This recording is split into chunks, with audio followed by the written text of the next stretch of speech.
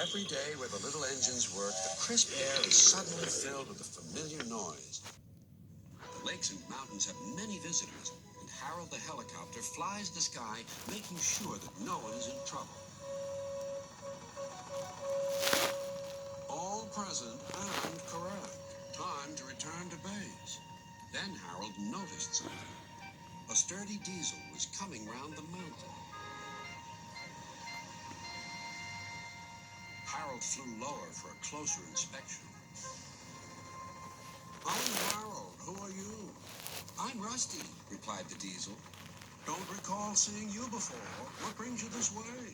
Sir Topham Hatt sent me to help the other engines, huffed Rusty. This was no time for a chat with a helicopter. Well done. Cheers. And keep up the good work. Cheeky chopper, muttered Rusty. Not long now, encouraged the driver. We'll soon be at the top station. Peter, Sam, and Sir Handel were glad to see Rusty. Even so, Sir Handel wouldn't stop grumbling.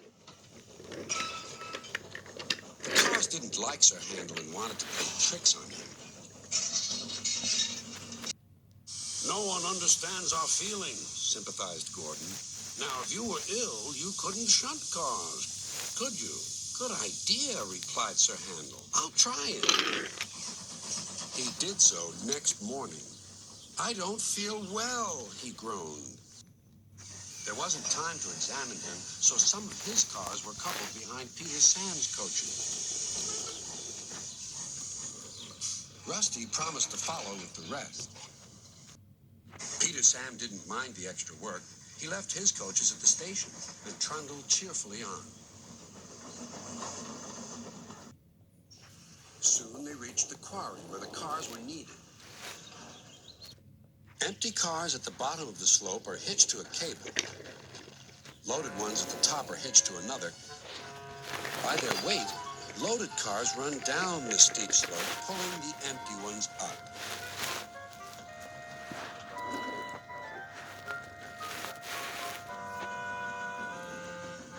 Peter Sam duly waited at the bottom of the slope for the loaded cars. He never bumped cars unless they misbehaved. But the loaded cars couldn't see him properly. They thought he was Sir Handel. Their chance for trickery had come. Faster! Faster! They yelled. No, no, wailed the empty cars. It's Peter Sam! But it was no use. Hurrah! Hurrah! Roared the cars. Peter Sam shut his eyes.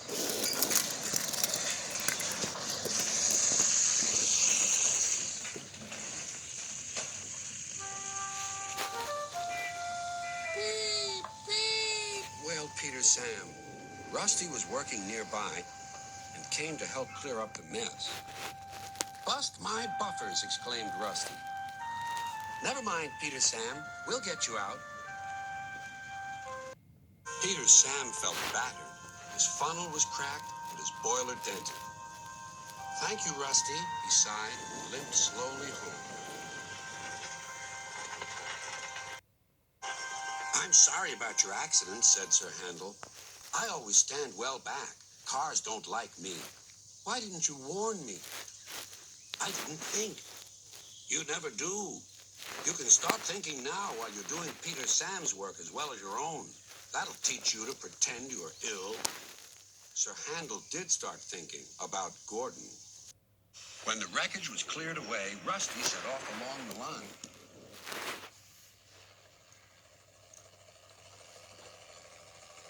Splendid to see you again, whizzed Harold. I'm completing my evening's lookabout. Well done. Cheers, and keep up the good work. And the little diesel purred back.